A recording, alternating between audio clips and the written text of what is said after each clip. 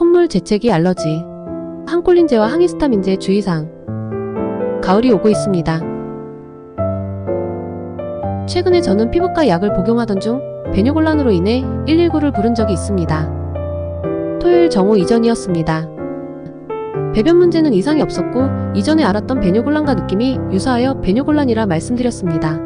하지만 방광에 오줌이 차있지 않아 환자의 현재 상태만 봐서는 정확한 치료가 불가능하다는 답변을 받았습니다. 소방대원의 도움으로 인해 저는 근처 2차 병원으로 재이송되었습니다. 배뇨기과에서 방광근육 이완제를 처방받고 바로 회복하게 되어 한시름 놓게 됐네요. 응급실을 다녀온 이후 알게 된 처방약 부작용에 대해 알려드리겠습니다. 부작용 약으로는 항히스타민제와 항콜린제입니다. 봄, 가을철이 되면 미세먼지와 꽃가루로 인해 곳곳에서 재채기 소리가 나는데요. 콧물, 재채기가 심할 때는 손수건이나 알러지약을 챙기게 됩니다. 요 근래에는 코비드 예방으로 실생활 마스크 착용이 감기 예방에 긍정적인 효과를 얻기도 했습니다. 최근에는 콧물, 재채기로 인해 알러지약을 복용하는 것뿐만 아니라 식이 알러지로 인해 섭취하는 음식까지 유심히 따져보게 되는데요. 서구권에서는 이미 밀가루나 땅콩, 그리고 여러 단백질 알러지로 인해 비건 메뉴를 쉽게 찾아볼 수 있습니다. 식단 조절을 생각하지 못하는 경우에 대부분 피부과를 찾게 되는데요. 피부과에서는 보통 항생제와 항히스타민제를 처방받게 됩니다. 항히스타민제를 오래 복용할 경우 심각한 부작용에 노출될 수 있습니다. 히스타민이란 아미노산의 일종으로 체내에서 합성되어 외부에서 유입되는 이물질을 처리할 때 관여되곤 합니다. 히스타민이 무조건 체내에 부정적인 영향을 끼치는 건 아닙니다. 감기에 걸렸을 때 낫기 직전에 열꽃이 핀다고 하죠. 병원균으로 인해 몸 안에 쌓이는 염증은 그만큼 체내에서 열심히 이겨내려 노력하고 있기 때문이라 합니다.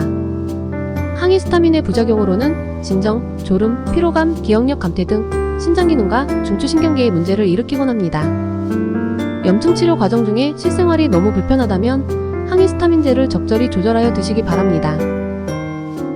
콧물 감기일 경우 항콜린제를 처방받기도 하는데요. 때때로 위산 억제제로 표기되기도 합니다. 위보제와 함께 약방의 감초처럼 대부분 받아보셨을 겁니다. 집에서 어른들이 약 먹고 눕지 말라고 여러 번 잔소리하시는 말씀을 들어본 적 있으실 거예요. 약 복용 후 바로 눕게 되면 속이 상당히 쓰린 경험이 있으실 겁니다. 이와 같은 현상을 예방할 때 처방받게 됩니다. 항콜린제는 아세틸콜린 수용체를 차단하여 부교감신경을 억제합니다. 이로 인해 호흡기 근육의 이완과 분비물 억제로 호흡이 편해집니다. 또한 소화의 분비 감소로 위산 역류를 방지하는 등 다양한 효과를 내게 됩니다. 하지만 부교감신경을 억제함으로 발생되는 부작용으로 배뇨 및 시력장애, 졸음이나 진정작용에 중추신경 억제 부작용을 유발할 수 있습니다. 어떤 약이라도 장단점이 존재하기 때문에 용량 조절이 매우 중요합니다. 또한 약 복용 중에는 알코올 섭취는 지양하시는 게 좋습니다. 현재 말씀드리는 약제와 반대로 작용하는 각성제 또한 오남용 시에 큰 부작용을 낳게 된다는 점 명심하시기 바랍니다. 서울 도로변에서 쉽게 찾아볼 수 있는 병원이 널려 있다고 해도 최근 뉴스에서만 보던 구급차 뺑뺑이 사건이 국민들에게 얼마나 심각한 상황인지 알게 됐습니다. 구급차를 탔다고 해도 이송 중에 받아줄 병원을 찾지 못해 돌아가신 분들이 있다고 들었습니다. 추석을 앞둔 상황에서 다들 안전운전 하시기 바랍니다. 소방대원분들이 없었다면 집에서 한 발자국도 못 나갔을 겁니다. 밤낮으로 고생하시는 소방대원분들께 감사의 말씀을 드립니다.